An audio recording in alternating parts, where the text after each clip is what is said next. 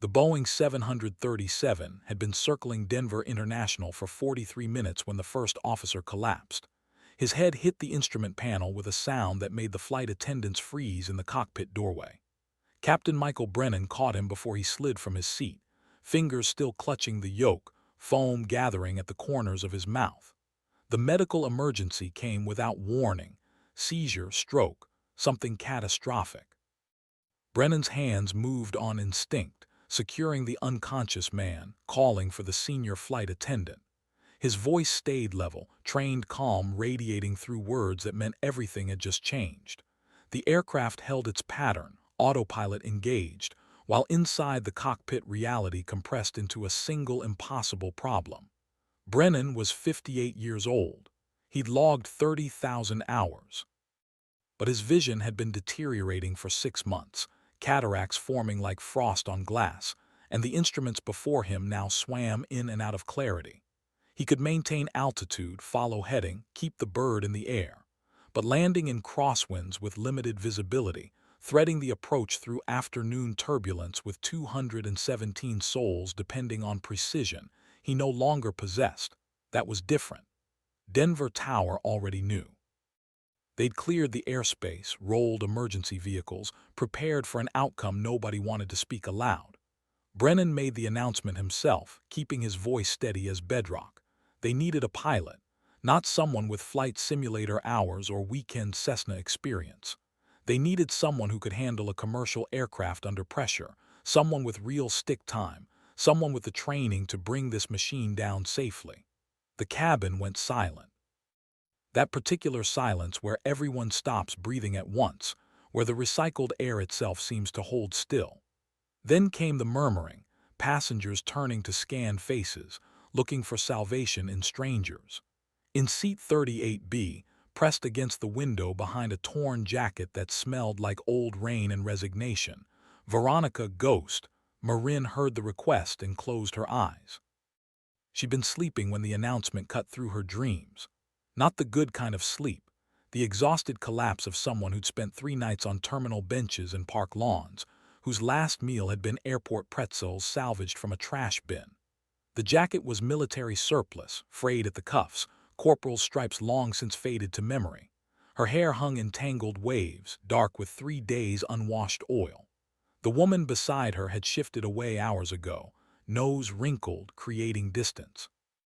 Ghost was used to that. Used to the looks, the subtle movements, the way people arranged themselves around her absence. She'd been someone once. Call sign earned over Kandahar when she'd ghosted through Taliban airspace flying low enough to taste dust, threading missile locks with instinct that made grown men religious.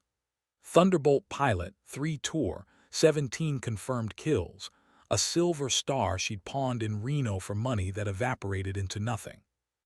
The discharge was medical, traumatic brain injury from a hard landing, paperwork that said she'd never fly again, that her reflexes were compromised, that the military was grateful for her service. She'd spent 4 years since then watching that gratitude translate into shelters and soup kitchens, into rejection letters and pitying glances, into nights where the sky above mocked her with its unattainable distance. Now the captain was asking for a pilot. Ghost kept her eyes closed. Around her, the murmuring intensified, speculation, desperate hope, the mathematics of survival being calculated in whispered prayers. A businessman 3 rows up was talking loudly about his Cessna license. A teenager claimed his father flew helicopters. Ghost pressed her forehead against the cold window and felt the engine's vibration translate through plastic and glass into her skull, that old familiar frequency. She should stay quiet, should let someone else shoulder this. Her last flight physical was years expired, her credentials suspended, her entire existence a testimony to failure. The voice in her head, the one that had kept her alive through missions that should have killed her, whispered different counsel. It reminded her of muscle memory deeper than paperwork, of instincts that lived in places injury couldn't touch, of the thousands of hours when she and machine had been one thing, indivisible, perfect. Her hands flexed unconsciously. The flight attendant was working down the aisle now, desperation barely controlled beneath professional composure, asking, pleading, searching faces for competence. The businessman was explaining his Cessna hours in painful detail.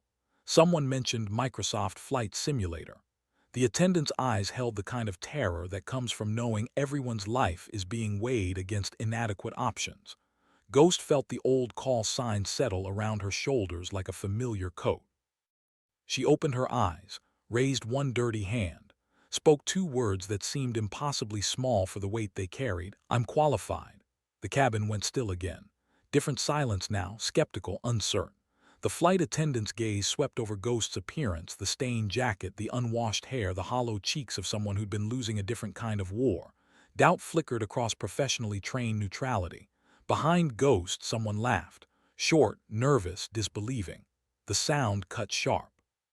"She's homeless," a voice said. Male, dismissive, matter-of-fact. "Look at her." More laughter rippled through nearby rows.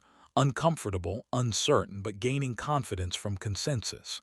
The teenager who'd mentioned his helicopter pilot father stage-whispered to his friend about crazy people on planes. The businessman was already moving forward, pressing his credentials. Ghost stayed seated, hands still raised, meeting the flight attendant's eyes with something that might have been dignity or might have been simply too much exhaustion to feel shame. The flight attendant hesitated. Training said evaluate all options. Experience said appearances could deceive. But the weight of 200 lives pressed down like physical force, and the woman before her looked like every cautionary tale about rock bottom. "Ma'am," the attendant began, voice carefully gentle, "do you have any identification, any proof of—" "Cockpit," Ghost interrupted. Not loud, not aggressive, just certain. "Take me to the cockpit. Let the captain decide." She stood. The jacket fell open, revealing a t-shirt that had once been black, now gray with wear. Someone behind her made a disgusted sound. But Ghost was already moving, steady despite 3 days' poor sleep and worse food, her body remembering how to carry itself with purpose. The flight attendant glanced toward the cockpit, weighing options that all felt inadequate, finally nodded. They moved forward together through a cabin that watched with expressions ranging from hope to horror. The businessman tried to follow, was told firmly to wait. Ghost walked past first class, past the galley, toward the door that separated passengers from destiny. Captain Brennan turned when they entered, his face drawn with stress and failing eyesight. He took in Ghost's appearance with the same skeptical evaluation. She could see him doing the math, weighing risk against necessity. "You're a pilot." His voice carried doubt like a physical weight. "I was," Ghost said. "A-10 Thunderbolt, 3 tour, fighter attack." "Ground support." She paused. "Call sign Ghost. Veronica Marin, former captain, United States Air Force." Something changed in Brennan's expression. Not quite belief, but attention. Real attention. "Former, medical discharge 4 years ago." She met his eyes. "TBI from a hard landing. Nothing that affects what you need right now." Brennan studied her for 5 long seconds. The unconscious first officer lay strapped in his seat, breathing shallow. The instruments glowed, patient and merciless. Outside the window, Denver spread below like a puzzle of lights beginning to glow in late afternoon. "You ever land a 737?" Brennan asked. "No," Ghost said. "But I've landed damaged aircraft in sandstorms with hydraulics failing and fuel critical. I've brought birds home that flight manuals said couldn't fly. I've logged 3,000 combat hours in conditions that make this look like a training run." Her voice stayed level. "I'm not saying I'm your best option, Captain. I'm saying I'm probably your only real one." The radio crackled. Denver Tower asking for status update, their voices tight with professional concern. Brennan reached for the transmission, gave them holding pattern confirmation, then turned back to Ghost. His eyes, clouded with cataracts but still sharp with decades of judgment, searched her face for something he needed to see. "There's 217 people on this plane," he said quietly. "Yes, sir. If you're wrong about your capabilities, then they die," Ghost finished. "Same as if you try this landing with compromised vision. Same as if that businessman flies his first jet. We both know the math, Captain." Brennan's jaw worked. Outside, the first edge of sunset was painting the sky in colors Ghost had watched from cockpits across 3 continents. That particular gold that turned clouds into kingdoms. She'd missed it. God, she'd missed it. "You're not current," Brennan said. Haven't been in a cockpit in 4 years. No, sir. You look like you haven't eaten in 3 days. 2, Ghost corrected. And malnutrition doesn't affect stick memory. Something almost like a smile crossed Brennan's exhausted face. Then it vanished into decision. He stood, began unstrapping himself from the captain's seat. "Tower's already running emergency protocol," he said, gesturing for Ghost to take position. "We've got maybe 20 minutes of fuel margin, crosswinds at 15 knots gusting 20. Visibility's decent but deteriorating. I'll talk you through the instruments, but I need you on the yoke." Ghost slid into the seat. Her hands found the controls like coming home. The yoke felt different from an A-10 stick, heavier, less responsive, but the fundamental language was the same. The instruments glowed before her, a symphony of information her brain began processing automatically. Altitude, airspeed, heading, vertical speed. Her hands moved across switches and displays, relearning geography. "Flight controls check," Brennan instructed, settling into the first officer's seat. Ghost tested the yoke, slight pressure, feeling the aircraft's response translate through hydraulics. The 737 was sluggish compared to what she'd flown, a bus where she'd driven sports cars. But physics was physics and flying was flying, and somewhere beneath the rust of 4 years' exile, her instincts were waking up. "Responsive," she reported. "Hydraulics normal, trim feels slightly off compensating." Brennan blinked surprise. "You can feel that?" "Yes, sir." She was already adjusting, fingers moving on instinct. "What's our fuel state?" 6,000 pounds, enough for 2 approaches if we're lucky." "Then we better not need luck." Ghost keyed the radio. "Denver Tower, this is Flight 47 Heavy. We have a new pilot on controls. Request approach instructions and vectors for runway 34 right." The tower's response came fast, professional relief mixed with careful doubt. "Flight 47, copy new pilot. Say your qualifications and experience on type." "Former military fighter attack," Ghost replied. "First time on 737, but I'm a quick study. Recommend you have emergency vehicles standing by." Silence. Then, "Flight 47, Roger. Vehicles are already positioned. You're cleared to descend to 8,000 feet. Stand by for approach briefing." Brennan was watching her now with different eyes, evaluating not appearance but competence, the way her hands rested on controls, the efficiency of her movements. "You really think you can do this?" he asked quietly.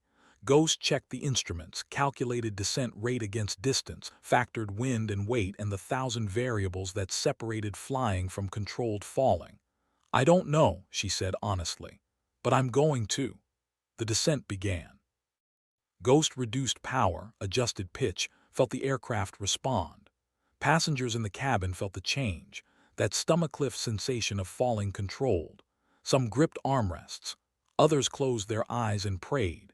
In seat 38B, the woman who'd shifted away earlier now stared at the empty spot where the homeless woman had been, trying to reconcile disgust with the dawning understanding of what was happening in the cockpit ahead. The businessman who'd volunteered sat very still, sweating. Ghost descended through 10,000 feet. The world outside changed, clouds giving way to landscape, Denver spreading in geometric patterns. She'd flown over hundreds of cities, but always in military aircraft, always with mission focus that excluded beauty. Now she saw it fresh, the way light hit buildings, the snake of highway traffic, the mountain standing sentinel in the distance. It was gorgeous, terrifying, precious. 8,000, she called. Speed 250, descent rate 2,000 feet per minute. "Ease off," Brennan instructed. "Passenger comfort." "Copy." She reduced the descent rate, smooth, professional, like she'd done this yesterday instead of 4 years ago. The radio crackled with approach instructions. Ghost acknowledged, adjusted heading, began configuring the aircraft for landing. Flaps, gear, speed brakes, each system responding to commands her hands gave before her conscious mind fully processed the decisions. This was the thing they never understood, the ones who'd never lived it. Flying wasn't thinking, it was being. Denver Tower vectored them through the approach pattern. Other aircraft had been cleared away, the sky emptied of everything except Flight 47 and its cargo of held breath. Ghost flew the numbers, specific speeds at specific altitudes, the precise dance of commercial aviation. But underneath the discipline, old instincts sang. She could feel the wind, sense the aircraft's mood, anticipate its behavior. The A-10 had been angry, all power and aggression. 737 was tired, a workhorse that wanted to be done with its day. She flew it accordingly. "Gear down," Brennan instructed. Ghost found the lever, pulled. The hydraulic whine of landing gear extending vibrated through the airframe. 3 green lights confirmed lock, speed decreased. The aircraft settled into landing configuration like a bird arranging feathers. "Final approach," Tower announced. "Wind 340 at 15 gusting 22. Runway 34 right. Cleared to land." "Cleared to land, 34 right," Ghost acknowledged. Her voice was steady. Her hands were steady. Inside, something old and wounded was screaming with joy at being allowed to fly again. The runway appeared ahead, a strip of concrete that looked impossibly narrow, impossibly short, though Ghost knew it was neither. Brennan talked her through the approach speeds, the power settings, but Ghost was barely listening now. She was in the zone, that place where training and instinct merged into something beyond conscious thought. The ground rose to meet them. She corrected for wind, adjusted approach angle, managed power and pitch with the delicate touch of someone threading needles at 200 miles per hour. The runway numbers grew. 34 painted in white that had seen thousands of landings that waited indifferently for one more. "Speed's good," Brennan said. "Sync rates high, add power." Ghost did. The descent slowed.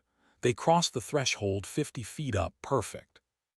Then the wind hit. Crosswind shear, the kind that turns landings into emergencies that had killed experienced pilots. The aircraft yawed left, violent and sudden. Passengers screamed.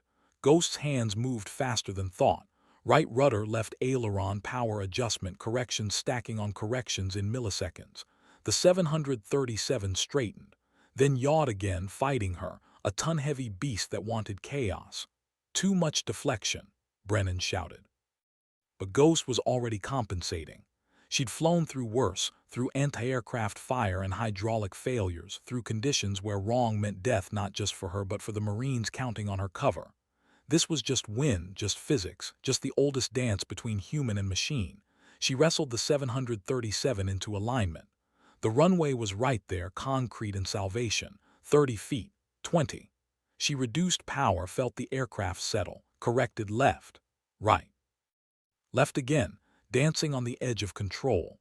Then the wheels touched. Main gear first, firm contact that transmitted through the airframe. Ghost deployed speed brakes, engaged thrust reversers, the roar of engines fighting forward momentum. The nose gear settled. They were down, on the runway, decelerating, alive. Ghost guided them down the center line, applying brakes with the same careful touch she'd used for everything else. The aircraft slowed. Emergency vehicles paced them, lights flashing, ready for disaster that wasn't coming. Ghost brought the 737 to a complete stop halfway down the runway, set the parking brake, and shut down the engines. The sudden silence was deafening. Brennan was staring at her, just staring. His hands were shaking. He couldn't finish. Ghost's hands were steady on the yoke, steady like they'd always been when it mattered. "Standard landing," she said quietly. "Bit rough, sorry about that." Brennan laughed. Actual laughter, edged with hysteria and relief and wonder. The cabin erupted. Applause rolled forward like thunder, passengers standing, shouting, crying. The fear that had compressed them into silence exploded into celebration. They were alive. The homeless woman had saved them. Ghost sat in the captain's seat and felt it all wash over her, the noise, the gratitude, the impossible fact of still existing. Emergency crews surrounded the aircraft. Paramedics boarded for the unconscious first officer. Airport personnel established mobile stairs. The bureaucratic machinery of aftermath began its work. Ghost didn't move. Couldn't really. Her body had spent everything, burning reserves. She didn't have to perform miracles with broken equipment and borrowed time. Brennan was being checked by paramedics, insisting he was fine, that Ghost was the one who needed recognition. The senior flight attendant appeared in the cockpit doorway, tears streaming down professionally composed features. "Thank you," she whispered. "God, thank you." Ghost nodded. Words seemed inadequate. The passengers began deplaning, each one pausing at the cockpit door to look at her. Some thanked her, some just stared. A few took photos. The businessman who'd volunteered his Cessna hours stopped, opened his mouth, closed it again, and walked away without speaking. Shame has its own particular silence. The teenager whose father flew helicopters caught Ghost's eye and mouthed two words, "That's badass." His friend nodded agreement, both of them looking at her with the awed reverence teenagers reserve for genuine heroism. Ghost almost smiled. The cabin emptied slowly. 217 people filing into the terminal, carrying stories they'd tell for the rest of their lives about the day they almost died, about the homeless woman who turned out to be salvation in disguise. Ghost remained seated until everyone was gone. Then airport security arrived, led by a supervisor whose badge read Martinez. He looked uncertain, caught between protocol and unprecedented circumstances. "Ma'am," Martinez began carefully, "we're going to need you to come with us.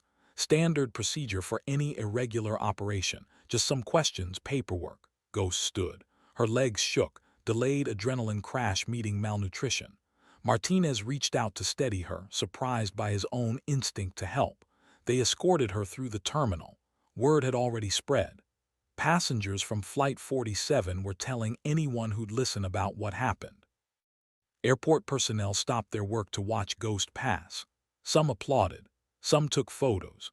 Ghost kept her eyes forward, navigating attention like threading that final approach, carefully minimizing exposure. They brought her to an office. Plain walls, standard furniture, the generic bureaucracy of airports everywhere.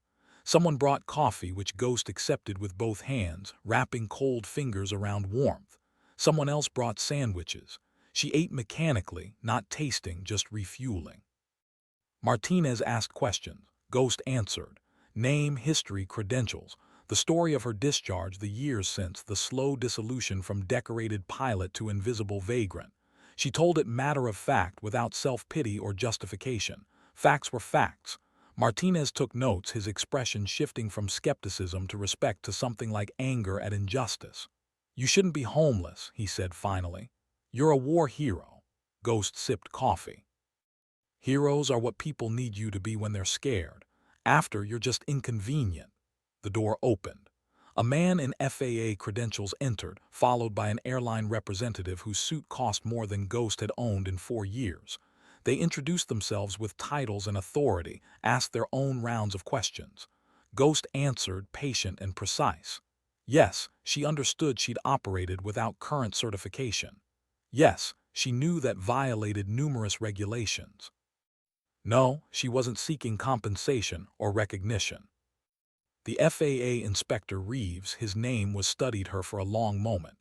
"Captain Brennan's preliminary report says you executed a crosswind landing that he, with 30,000 hours, wouldn't have attempted.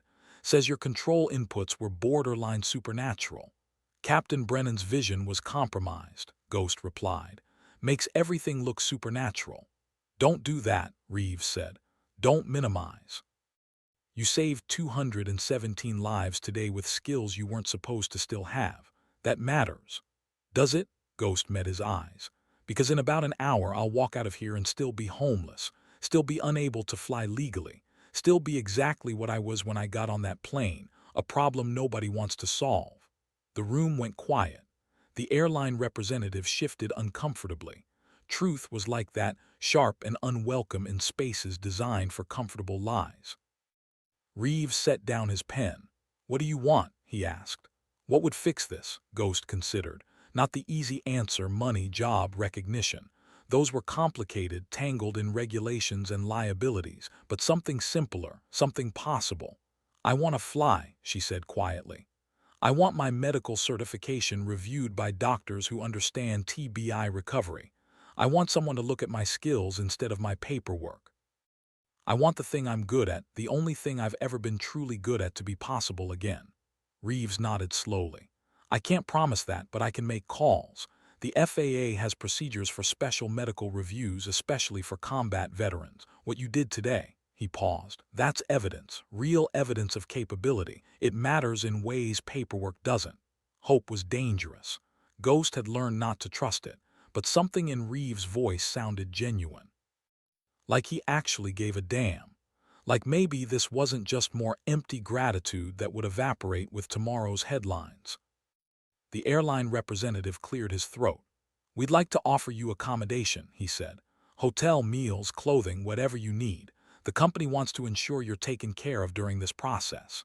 Translation: they wanted to control the narrative, keep her close, manage potential liability.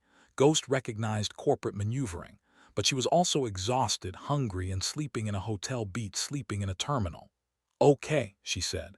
They set her up at a Marriott near the airport. Nice room. Real bed, shower with hot water that ran until the heater gave up. Ghost stood under the spray for 40 minutes, watching 4 years of street dirt circle the drain. She washed her hair 3 times, scrubbed her skin until it hurt, tried to wash away more than physical grime. The clothes they'd provided, basic but clean, fit poorly but felt like luxury. She caught her reflection in the mirror. Without the accumulated filth, she looked less like a vagrant and more like what she was, a 36-year-old woman who'd been beautiful once, who might be again with time and care.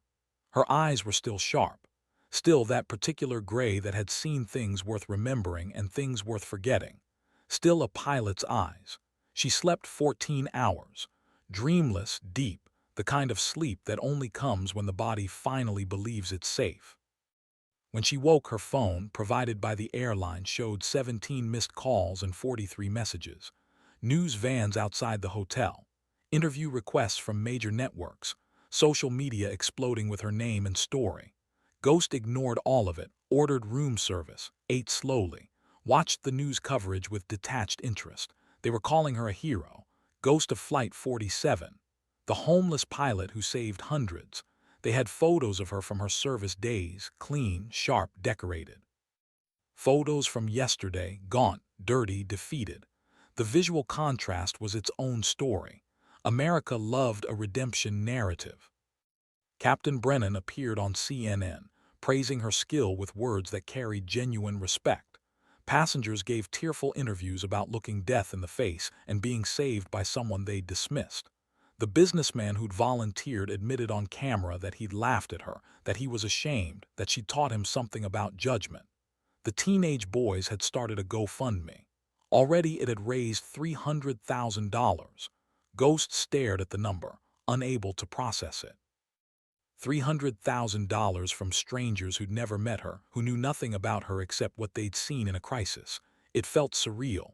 Wrong somehow. She hadn't done it for money, hadn't done it for recognition. She'd done it because people needed saving and she had the skills. That was all, the simplest math in the world. But the world wanted more. Wanted inspiration and meaning and narrative arc. Wanted the homeless veteran who proved herself. Wanted redemption and patriotism and feel-good conclusion. Ghost understood. She'd been a symbol before military recruitment posters, the rare female pilot in Ground Attack, proof the system worked. She'd hated it then. Hated being performance instead of person, but maybe symbols had their uses. Maybe this symbol could leverage attention into change for herself and others like her. Her phone rang. Unknown number. She almost didn't answer. "Is this Captain Marin?" Male voice, older, authority mixed with warmth. "Former captain," Ghost corrected. "Yes, who's this?" "General Thomas Hawthorne, retired. I commanded the 442nd Fighter Wing during your second tour. I remember you." "Remember Ghost. Best damn low-level pilot I ever saw." Ghost sat up straighter. Automatic respect. "Sir." "Saw what you did yesterday," Hawthorne continued. "Also saw what's happened to you since discharge. That's on us, on me. We failed you." "Sir, you didn't." "Let me finish, Captain. The military's been watching. People who matter, who have pull. What you did on that 737 proves your medical discharge was bullshit. TBI doesn't erase instinct, doesn't erase skill. We made a mistake letting you go and we want to fix it." Ghost's heart was hammering. "Fix it how?" "Full medical review. Independent evaluation by neurologists who specialize in combat TBI. If they clear you, when they clear you, we'll talk about options, possible reinstatement. At minimum, we'll help you get civilian certification, connect you with airlines who'd be damn lucky to have you." He paused. "You interested?" "Interested. Like asking someone dying of thirst if they'd like water." "Yes, sir," Ghost said, voice steady despite everything inside shaking. "Very interested." "Good. I'll have my people contact you. Meantime, you talk to media or don't, your choice. But know that you've got support. Real support. People are watching now. We won't let you disappear again." He hung up. Ghost sat on the hotel bed, phone in hand, unable to quite believe what she'd heard. 4 years of nothing, and now everything was moving. Too fast, too much. Overwhelming in ways combat never was. She walked to the window, looked out at Denver spread below, at the sky stretching infinite and blue. The same sky she'd flown through yesterday. The same sky she'd loved and lost and maybe, impossibly, might fly through again. Someone knocked on the door. Ghost checked the peephole. A woman, early 40s, professional attire, carrying a briefcase. Ghost opened the door cautiously. "Captain Marin?" The woman smiled. "I'm Sarah Chen, attorney. I'd like to discuss representation. Pro bono," she added quickly. "I'm a veteran too, Marine Corps. What's happening to you, what happened to you, matters to all of us." Ghost let her in. They talked for 2 hours. Chen laid out options, explained rights and procedures, discussed how to navigate the sudden media attention without getting exploited. She was sharp, competent, genuinely interested in helping rather than profiteering. They drafted statements, established boundaries, created strategy for managing the circus this was becoming. "You understand this will get bigger before it gets smaller," Chen said. "You've become a symbol. That comes with weight." "I know," Ghost replied. "Used to it. Different this time. Before you were military symbol, what they wanted you to represent. Now you're everyone's symbol, the underestimated veteran, the homeless hero, the woman who proved herself. Everyone will want a piece of that story." "Let them want," Ghost said. "Long as I get to fly again, they can have whatever narrative they need." Chen studied her. "You really just want to fly, not money, not fame." "Just flying," Ghost confirmed. "Everything else is noise." Chen smiled, genuine warmth. "Okay then, let's get you back in the sky." The medical evaluation happened fast. The military, motivated by public attention and genuine guilt, expedited everything. Ghost spent 3 days with neurologists at Walter Reed, undergoing tests that mapped her brain function, reaction times, decision-making capability. They put her in simulators, ran scenarios, pushed her hard. Ghost performed flawlessly. The TBI that had grounded her showed minimal impact on the specific neural pathways required for flying. The doctors concluded what Ghost had known for 4 years: she was fit for flight. The discharge had been premature, overly cautious, a bureaucratic decision that prioritized liability over capability. Within a week, Ghost had medical clearance, not just civilian, full military flight status. The Air Force offered reinstatement with her former rank, not just offered, requested. Almost begged. They wanted Ghost back, wanted to correct their mistake publicly, wanted the good PR of redemption. Ghost considered. The military had been her life, her identity, her purpose. Returning meant structure, community, belonging. Meant flying the aircraft she loved, doing the mission she believed in.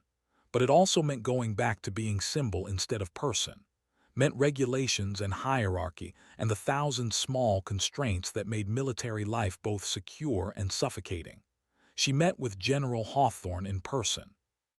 His office at the Pentagon was exactly what she'd expected: flags, commendations, the accumulated weight of a career spent in service.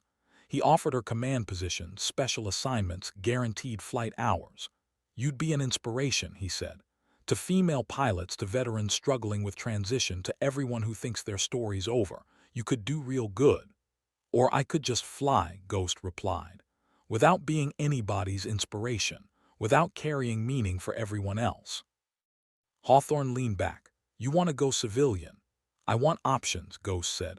"I appreciate what you're offering, General, truly, but I spent 12 years being what the military needed. Maybe it's time to find out what I need." He nodded, understanding, even if disappointed. "The offer stands. You change your mind, you call.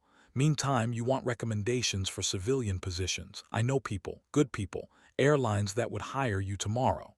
"I'd appreciate that," Ghost said. "Thank you, sir." They shook hands. Ghost walked out of the Pentagon feeling lighter than she had in years. She'd been given her life back, not the old life that was gone, couldn't be recovered, but possibility, agency, choice. The thing that had been stolen when she'd lost her wings. The airlines came calling. United, Delta, Southwest, all wanting to hire the pilot everyone was talking about. Ghost interviewed carefully, looking not for prestige but for culture. She chose a smaller regional carrier, Sierra Mountain Air, whose chief pilot was a former military transport jockey who understood what it meant to fly for love instead of headlines. The training was intense. Ghost absorbed everything: 747 systems, commercial procedures, the careful discipline of flying passengers instead of combat missions. She was older than most new hires, carried baggage they couldn't imagine, but her hands on the yoke spoke fluent aviation. The other pilots treated her carefully at first. She was famous now, the subject of news stories and social media posts, but fame dissolved in the face of competence. Ghost flew well, consistently, safely, with the calm proficiency that made captains relax and first officers eager to learn. She earned respect the old-fashioned way, through skill demonstrated daily. 6 months after landing Flight 47, Ghost flew her first commercial route as a Sierra Mountain first officer. San Francisco to Denver. Different aircraft, different role, but the sky was the same. She took the yoke during cruise, feeling that old familiar rightness. The captain, veteran guy named Rodriguez with 20 years experience, watched her with the careful evaluation pilots give each other. "Smooth," he commented. "You've got good hands." "Thank you," Ghost said. "Been flying a while." "I know, everybody knows," Rodriguez smiled. "But you're not flying your history right now. You're just flying. I appreciate that." Ghost appreciated it too. The chance to be pilot first, story second. To let the work speak louder than narrative. They landed in Denver, same airport, same runway where everything had changed. Ghost taxied to the gate with hands that didn't shake, with confidence that had survived testing. The passengers deplaned carrying their own stories, unaware that the first officer had saved hundreds of lives in this exact place 6 months prior. Anonymity was its own kind of peace. Ghost's life stabilized. She rented an apartment. Nothing fancy, one bedroom in a complex near the airport, but it was hers. Had a bed, a kitchen, windows that showed sky. She bought clothes, furniture, the mundane architecture of normal existence. The GoFundMe money sat largely untouched. She'd used some for security deposits and immediate needs, donated significant amounts to veteran homeless services. The rest stayed in savings, insurance against future catastrophe. The nightmares came sometimes. Not about combat, those had faded years ago. About waking up back in the terminal, dirty and dismissed, discovering this had all been delusion. Ghost would wake gasping, checking her surroundings, confirming reality through accumulated evidence. Apartment, uniform, pilot's license on the dresser. Real. It was real. She flew 3 to 4 times a week. Different routes, different weather, the endless variety that made commercial aviation both routine and endlessly engaging. Ghost treated every flight with the same focused attention she'd brought to combat. Passengers were precious cargo. Landing them safely was the only mission that mattered. Rodriguez requested her as his permanent first officer. They worked well together, his experience complementing her instincts. He taught her the subtle politics of airline flying, how to navigate scheduling and seniority, and the bureaucratic complexity of commercial operations. She taught him approaches he'd never considered, techniques from military flying that translated surprisingly well. They became friends.